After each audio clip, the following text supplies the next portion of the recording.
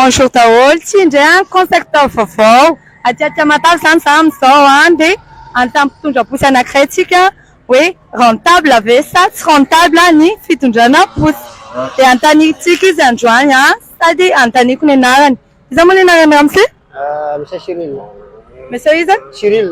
Cyril fa mahafantatra monsieur Cyril a dia misaotra monsieur Cyril ny andriana androany a dia naka mba antany hoe tena mahavelona vady aman-janaka marina ve ny fitondrana posy Izy aloha mahavelona satria ny asa sisy na dia misy ny asa dia sarotra ny ampidirana asa koa fitadiavana asa amizao nefa ny asa zany mahavelona izy fa afaty mazanaka velona ty ve miegna anao ka tsy mety mahavelona zany dia atao zay mahasoa sy mahafaly tsisy asa ratsy fa araky ny fanazanao anazy. Ie.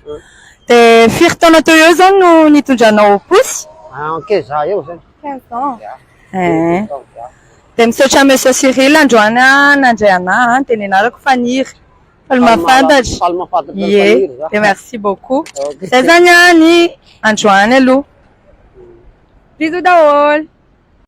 Tantaranao ny fiatomboanao mety fiafaran'ny hafa ny lalanao mety saritsary ny tetezany farava tsy voatery anao daholo ny olona fa zay tsy mino anao tsy voatery mpanakana sy ratsy saina fa mety efa nisy fiafaranao hafa tany tsainy dia veriny fa very anao raha tsy manaraka izay veriny fa hitany sy ainy fa tantaranao azapitaina fa raha mitsiriritra fiainan'olona ianao dia toy ny mitsiriritra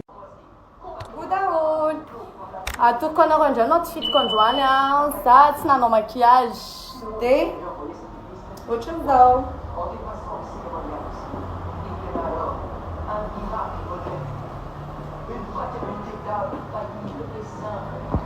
ahoana fahitanareo anazy tsara ve